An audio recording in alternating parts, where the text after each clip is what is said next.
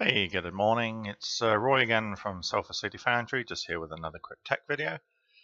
If you were wanting to remove a switch from a Saber Forge hilt, you hopefully would have seen my prior video on how easy it is to actually do that. Today we're going to be covering removal of a switch from an Ultrasabers hilt. Today I'm going to be working on refurbishing a Ultrasabers bellicose. So I've removed most of the parts already, cover tech wheel, little knob, insert for the lens, pommel, etc. And now I'm just left with removing the 16mm latching switch that's currently fitted into the hilt.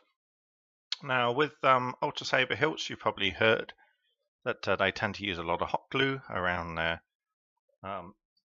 switches, and today I'm just going to show you how easy it is to actually remove that switch. So you probably won't be able to see. Well, there you go. You can see the big blob of hot glue down there that's just surrounding the switch. So what we're going to be doing today is just pulling that out. So first off, we need to apply just a little bit of heat to the switch area, and I'm just going to change cameras and show you how we do that now. Okay, here we go. So we're just going to set up our hilt. Remember, we're going to be heating the area around the button. We don't want to heat anything below it, so I'm using my office bin. Gives me an excuse to empty it. A couple of those clips from earlier videos come in super handy. I'm just going to put those next to the hilt to stop the hilt rolling away when the hairdryer is actually blowing it. So I'm now going to take the handy hairdryer from the wife, flick it onto the high heat, and apply heat to this area for around about 3 or 4 minutes. Okay, I've now gone and heated this for a good few minutes. This one's actually proving a little bit tough. If you're having issues initially, just go back and reheat for a little bit longer. You can see now if you start putting the screwdriver underneath, that switch is starting to lift.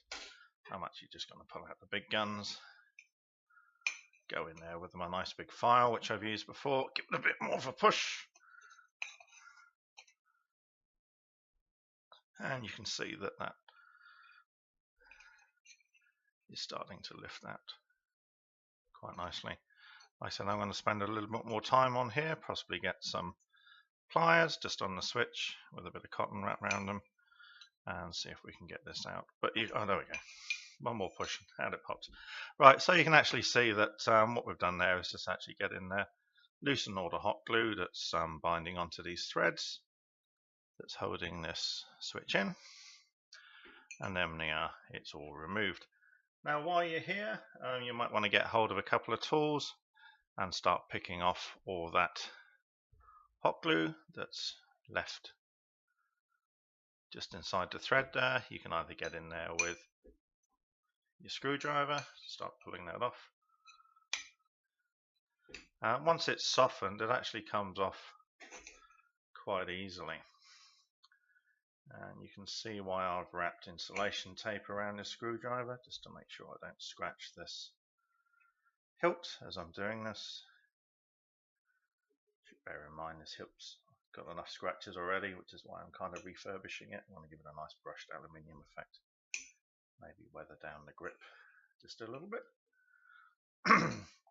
Dental picks are really good for this. They are tucked away in my cupboard at the moment. So I'm literally just going to get in there with a screwdriver, see if I can get this stuff out.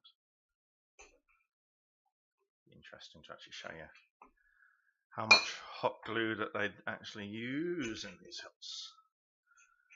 Now you got to remember, they cop a lot of criticism for this from the DIYers, but you have to remember that most of Ultrasabers sales are going to be to people who will actually never touch the installation again. It's just breaking up and coming out in bits. You can see it's starting to break down a little bit in there. So that's all lifted off the inside of the hilt now. It's just hanging on by one.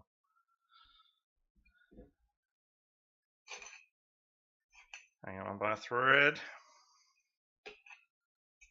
Come on, I want to show all these lovely people the big lump of hot glue. Oh no, that's half of it anyway. As you can see, that's just what's wrapped around the switch keeping it in. That's all it is. It's hot glue. This stuff softens at quite a low temperature, so that technique, just using the hairdryer, will certainly soften it enough for you to come along with a screwdriver, or I use, these hilts are big enough, I can get my big file down there. Make sure you wrap it in insulation tape first if you've never done this before, just so you don't scratch the end of the hilt. And that's it. Your switch is out. Another 2-3 minutes, I'm going to go and clean all this gunk out of the Ultrasabers.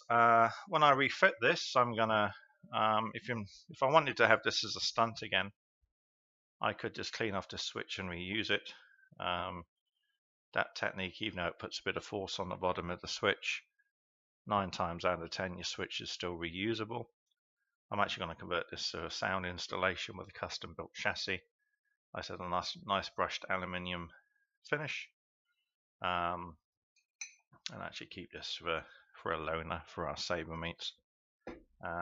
Yeah, and I'll be refitting it with a momentary illuminated LED switch and soundboard.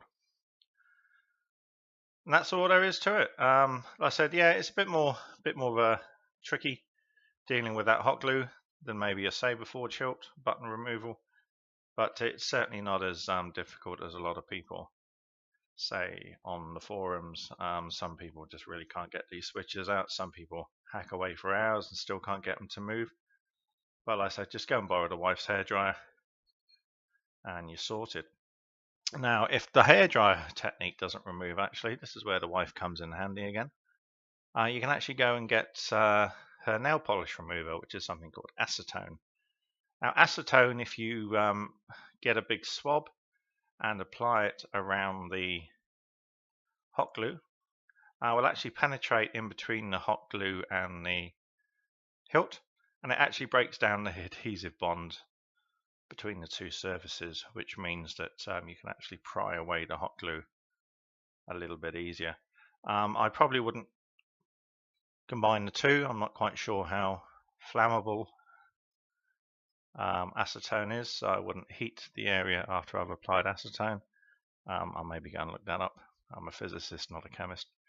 And but that is that's a plan B if you don't have a hairdryer handy, but have a little bit of nail polish remover or acetone lying around. Okay, well that's me from today. Probably give it a week or two, you probably see what I've done with this. I'm tempted to put in some accent LEDs and make this one quite pretty, even though it is from a mainstream manufacturer. Let's see what we can do with this cool little acetone here, Ultrasabers hilt. So that's me from today, Roy from Sulphur City Foundry. Hopefully that was an interesting few tips on how to get the reluctant switches out of an Ultrasabers hilt. And if you've been having trouble, hopefully you can apply those and you'll have better luck next time. Okay, signing off for today. Make sure you enjoy your sabers. That's why we're here. And you have a great weekend. Bye-bye.